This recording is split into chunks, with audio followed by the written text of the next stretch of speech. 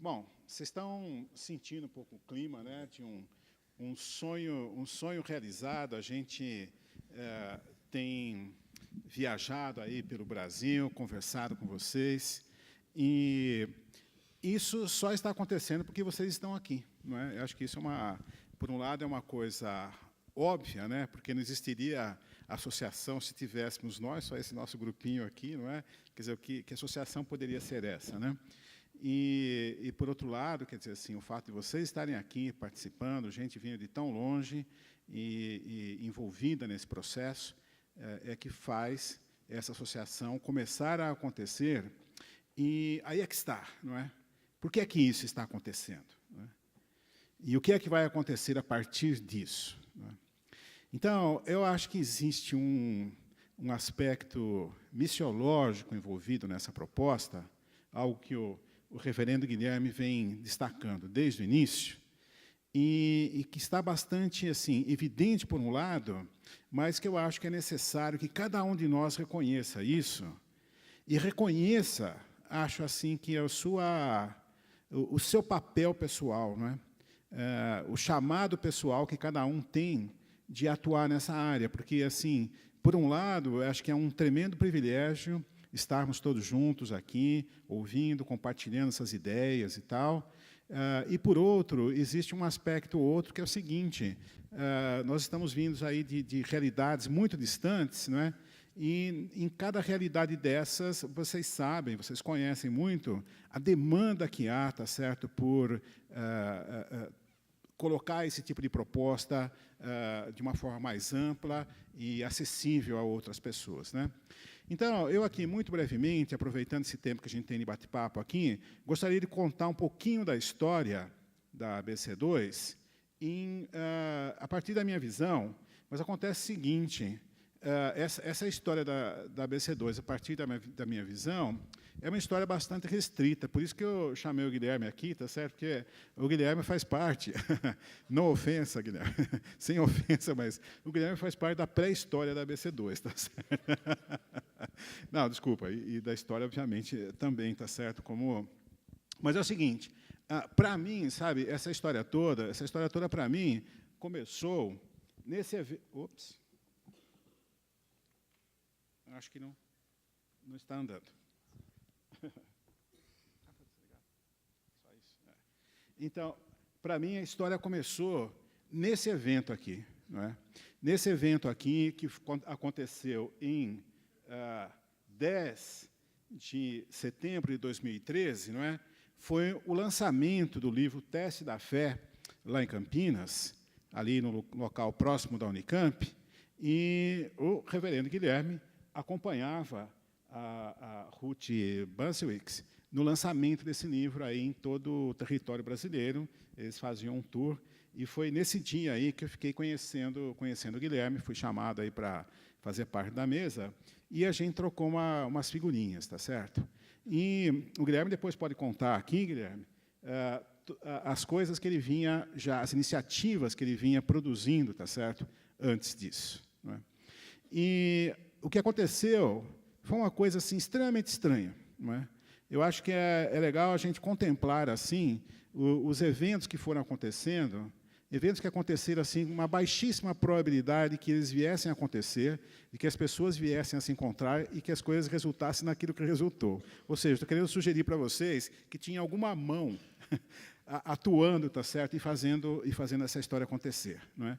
Porque um mês depois desse encontro com o Guilherme, o professor Briggs esteve aqui em São Paulo para uma reunião para a qual eu fui convidado. Até hoje eu não sei como que o meu nome foi parar, entendeu? Entre as pessoas que foram convidadas para essa reunião.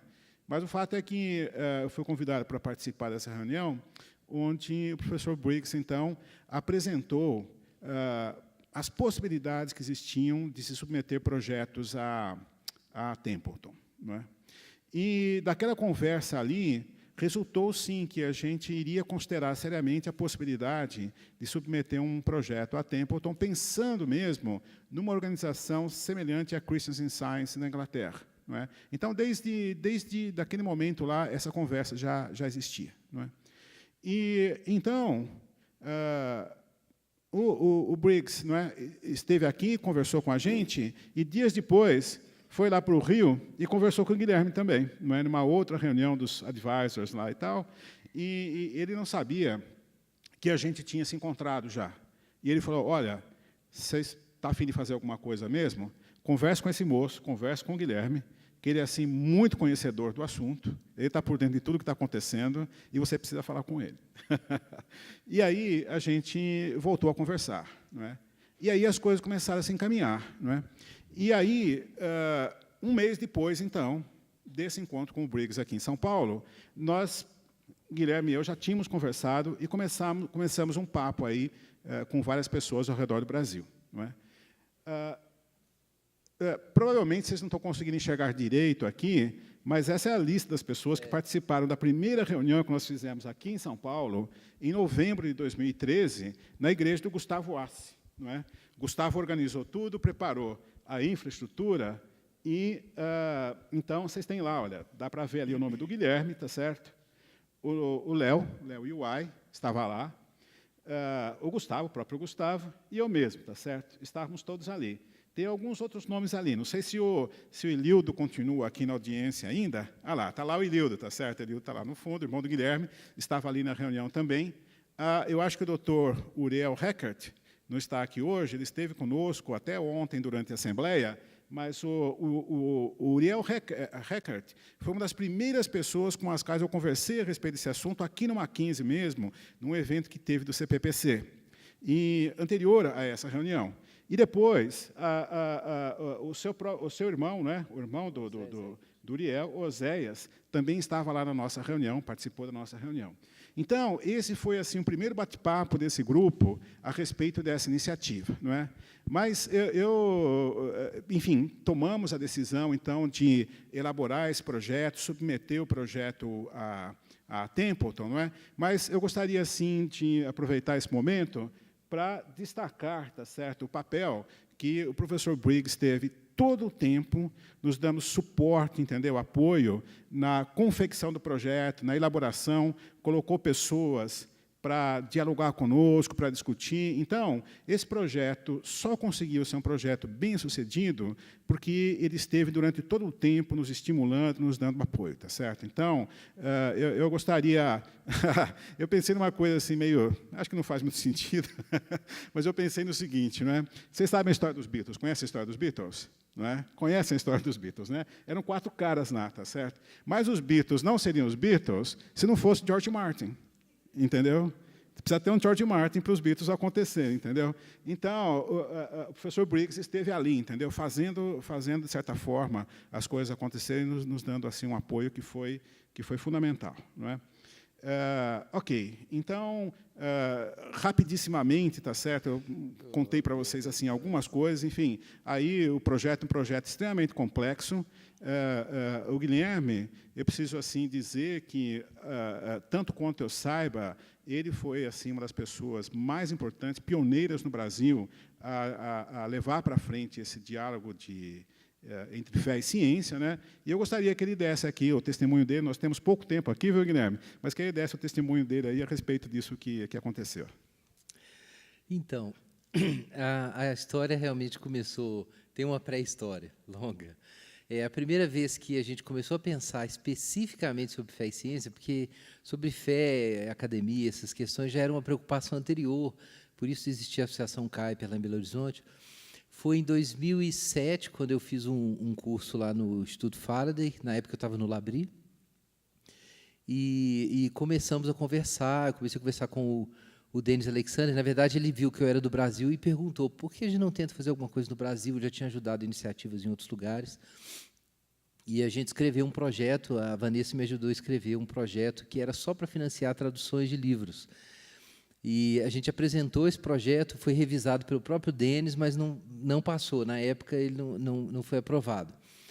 E a gente deixou para lá. Mas quando eu escrevi, na época, para a Templeton, né, eu perguntei o que a gente podia fazer para melhorar, e havia essa preocupação de se o projeto pareceu muito restrito por focar muito a comunidade cristã evangélica. Mas eu escrevi de volta com a alegação de que nas realidades brasileiras, para a gente fazer um diálogo mais amplo, era importante, primeiro, que a própria comunidade cristã evangélica realmente se sensibilizasse sobre isso. Então, isso exigiria uma estratégia mais específica. Mas, alguns anos depois, acho que foi em 2012, eu não sei se a Ilse está aqui, a Ilse está ali. Então, a gente teve um encontro, né, da Templeton, um congresso lá na PUC, né, do Rio, e, nesse congresso, eu até apresentei um paper e tal, e eu fui procurado, na época, pelo Michael Murray, que era o diretor da John Templeton Foundation, que é diferente da Templeton World Charity. E ele chamou para conversar e falou, a gente, depois daquele projeto que vocês enviaram, a gente repensou a estratégia para a América Latina, por causa dessas questões, e eles acabaram concordando que realmente era importante fazer isso, trabalhar especificamente com a comunidade evangélica. E lá a gente juntou 4 pessoas, aí eu estava na hora, a gente começou a orar e se preocupar com o tema. E daí, num outro encontro no Faraday, a gente decidiu fazer 3 iniciativas, uma reunião com a Ruth e o Dennis Alexander, se eu não estou enganado, no começo de 2012. E a gente decidiu tentar 3 ações. Lançar o teste da fé no Brasil, organizar um Faraday Kuiper, e na época era só um curso Faraday, né? E terceira, tentar relançar um projeto, mas para organizar uma associação. E aí começou-se a pensar e orar a respeito disso, e lançamos o teste da fé, e aí aconteceu da gente encontrar com o Roberto. Só que, enquanto a gente estava aí orando, especulando sobre isso, Deus estava chuchando o Roberto do lado de lá, né? Lançando ele em várias experiências em que ele estava sendo desafiado a não apenas ser um físico, mas ajudar a igreja dele mesmo e as pessoas que ele conhecia a pensar sobre fé e ciência. Então, assim, de forma independente, os 2 foram sendo preparados para esse momento lá que a gente se encontrou. Mas foi uma história longa que, quando a gente começa a cruzar as informações, isso aconteceu de várias formas, em contextos diferentes. Então, o Guto também teve uma outra história de passar pelo Faraday também, de também trabalhar com a tradição reformacional. Então, tanto que a ideia de manter o Faraday Kuiper como um conceito, né, foi do Guto mesmo, porque ele já estava vivendo os 2 universos que a gente estava vivendo.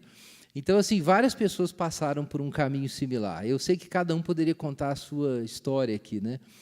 Mas é uma grande alegria, porque o propósito nosso, e o meu em particular, era prestar um serviço para a igreja cristã precisa desse serviço. E o mundo precisa desse serviço. O mundo precisa saber que a ciência redunda em glória para Deus. A ciência precisa saber disso, o mundo precisa saber disso. Mas ele não vai saber disso se a igreja não o disser. Então, é muito importante que os cristãos se articulem nessa direção. E a gente não tem dúvidas de que Deus costurou esse processo todo, é maior do que a gente. E eu espero ansiosamente o momento em que vão haver vários professores, estudantes, teólogos, e eu vou poder, como eu brinquei outro dia, caçar uma outra sarna para me coçar. Mas eu não vou parar, de forma alguma, de me envolver com essas coisas, mas a gente está levantando a peteca, ou levantando a bola, e a gente espera que vocês façam a cortada, né? E eu acredito que isso vai acontecer, pelas respostas que a gente tem tido, mas é isso.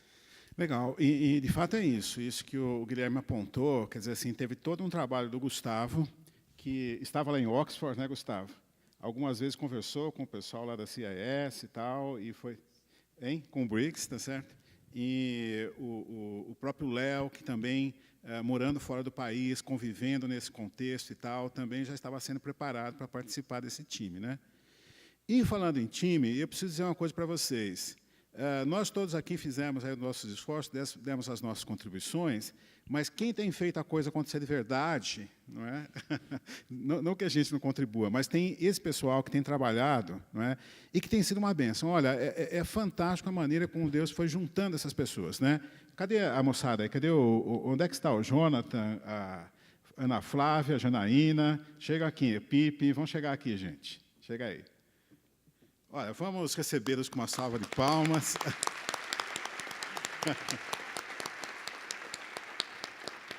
Chega mais aqui no meio. Então, tem sido assim uma coisa fantástica a gente trabalhar com esse pessoal, sabe? E, na verdade, eu nem sei dizer se nós trabalhamos com eles trabalham com a gente, enfim, quem é que comanda a coisa. Mas a verdade é assim, é um time de pessoas que realmente, assim, Deus foi, eu acho que, fazendo assembly, né, trazendo as pessoas junto, aproximando as pessoas todas e tal. E eu fico assim muito, por um lado, surpreso, tá certo? E agradecido a Deus pelas pessoas que Ele tem trazido, tá certo? Enfim, a maneira como cada um deles foi chamado também tem os seus detalhes, as suas particularidades e tal. Deixaram coisas importantes, né? E tem deixado. Vocês sabem. Colocar-se num projeto como esse é uma coisa muito diferente de alguém que vai trabalhar em algum lugar e tem um emprego seguro, por exemplo. Não é? Enfim, são pessoas, tá certo? Como vocês todos que estão aí, que dependem, tá certo, de trabalhar e ter um salário para viver, mas, no entanto, assumiram um projeto, sob esse ponto de vista, de altíssimo risco. Não é? Deixaram as possibilidades profissionais outras que poderiam ter em outros campos, entendeu? Quem sabe com maior retorno financeiro, com maior segurança, etc. e tal, para entregar-se justamente à causa de realizar esse projeto, tá certo? E estão trabalhando em turno completo, tá certo? Full time em cima do projeto. E se esse encontro aqui está acontecendo da maneira organizada como está acontecendo e tudo dando certo, tá certo? Isso deve, sobretudo, ao trabalho deles, entendeu? Então, eu acho que a gente poderia agradecê-los, tá certo? Por esse trabalho.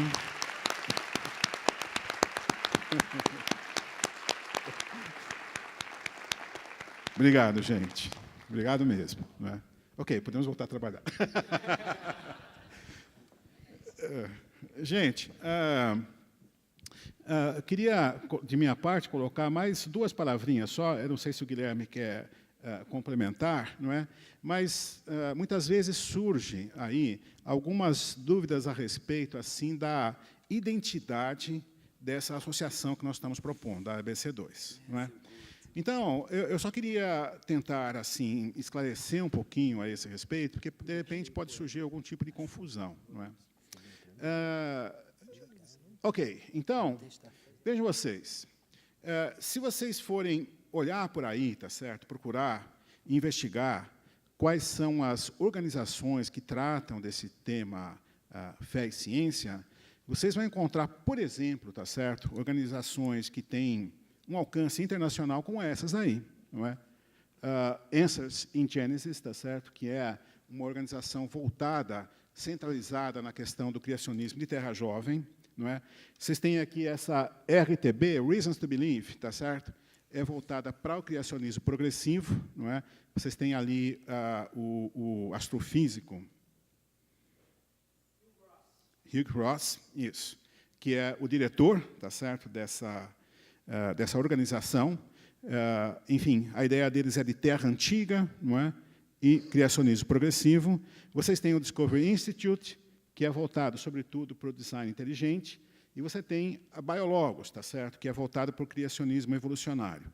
Então, eu gostaria que vocês compreendessem que a ABC2 não é uma organização de nenhum tipo dessas que foi colocado aqui. Não é? Não estou falando isso assim nem como crítica e nem com nenhum sentido outro oculto, a não ser de tentar esclarecer, de dizer o seguinte, nós não temos uma agenda, uma linha definida de discussão em torno desses temas aí. Tá certo? Certamente, em termos pessoais, nós temos as nossas visões, não é? As visões com as quais a gente simpatiza. Mas vocês que estavam na Assembleia ontem, vocês devem ter notado, vocês devem ter prestado atenção em um dos artigos que foi colocados ali, que diz que a associação, a ABC2, não tomará partido explícito quando houver alguma dissensão honesta entre os seus membros a respeito de alguma questão importante de fundo sobre a qual haja, de fato, razões para discordar, tá certo? Ou seja, essa não é uma mera questão, digamos assim, de neutralidade, tá certo? O que a gente gostaria de colocar é justamente o seguinte, é o reconhecimento de que haverá certas questões que fugirão ao nosso alcance, entendeu? À nossa capacidade de resolver, não é? E a gente acha que não seria, digamos assim, uma atitude positiva se a associação ficasse vestindo essa ou aquela camisa, não é? Então, em termos de identidade, a gente se aproxima muito mais daquelas outras associações que estão ali, que têm esse caráter, tá certo, que a associação tem, que a nossa organização tem, ou seja, a Christians in Science na Inglaterra e a American Scientific Affiliation aqui nos Estados Unidos, aliás, tá certo? Então, se for para olhar assim para algum tipo de modelo, não é? O modelo para o qual nós olharíamos seriam, por exemplo, essas duas organizações.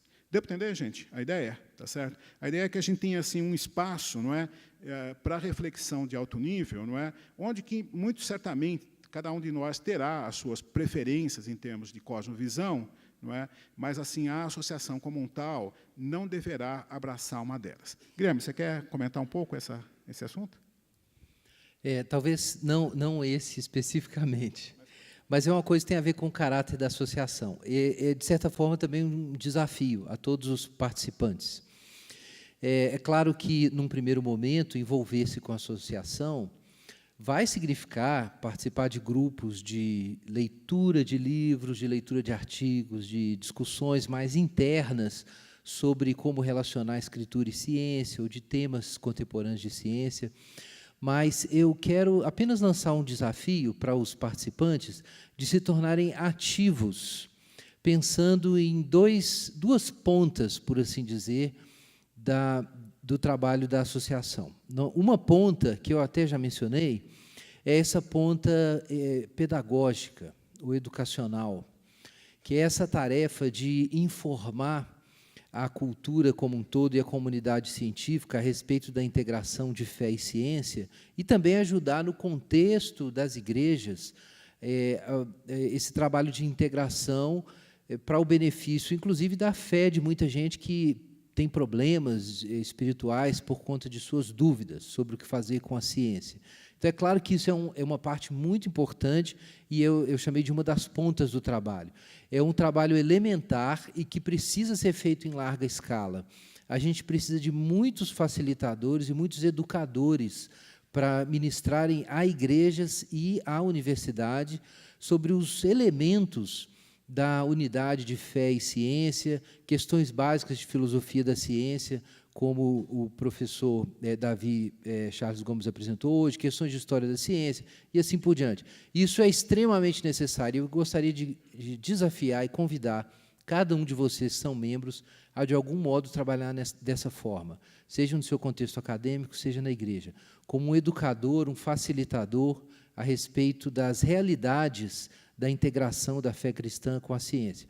Mas há uma outra ponta que é muito mais avançada, que é o enfrentamento das grandes questões. E o que a gente chama de grandes questões são questões como foram lançadas já a respeito de inteligência artificial, questões fundamentais de cosmologia, questões éticas também, que têm que ser encaradas no momento presente, algumas a gente já lançou aqui, e assim por diante, questões cruciais de interpretação da Escritura, de história da ciência, mas não apenas tentar responder questões que já existem, mas levantar outras questões.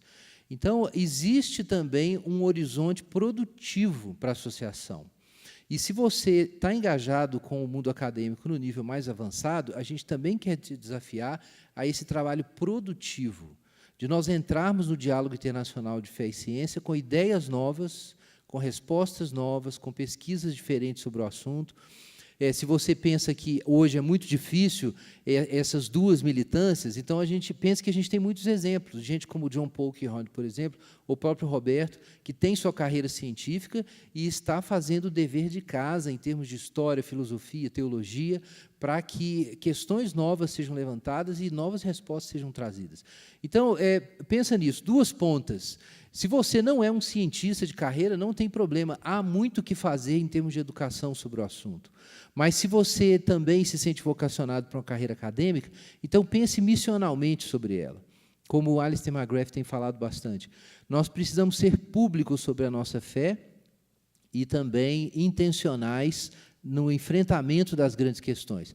E, nos termos do que o professor Andrew Briggs vem colocando, se de fato a gente pode dizer, e há evidência histórica disso, de que questões penúltimas, importantes para a vida humana, e na ciência em particular, se elas são abertas e tratadas no vácuo da busca de resposta pelas questões últimas, então a gente pode esperar que esse outro envolvimento com fé e ciência, ele pode ter uma contribuição importante para a própria ciência. Então, não pense nisso como uma coisa secundária, mas como uma coisa que, historicamente, se mostrou importante para a própria ciência existir. Então, não há uma única forma de contribuir para a ciência, não só enterrado no laboratório, eu poderia dizer, mas também viajando no vácuo das questões últimas. E eu quero desafiar alguns de vocês a pensarem nisso seriamente, porque, para o futuro da associação, é essencial que a gente não apenas se reúna para fazer churrasco. E eu espero que isso aconteça muito. Em Curitiba parece que já aconteceu várias vezes. Mas que a gente produza algo também em termos intelectuais. Mas é isso. Então, com essas sábias palavras aí do reverendo Guilherme, a gente encerra aqui esse momento, não é? Que fica bastante claro, tá certo? Que esse evento aqui, essa conferência, é um ponto de chegada, mas é, sobretudo, um ponto de partida, tá certo? Então, todos nós aqui, acho que estamos altamente motivados a cumprir os nossos papéis, tá certo? Gente, obrigado pela atenção.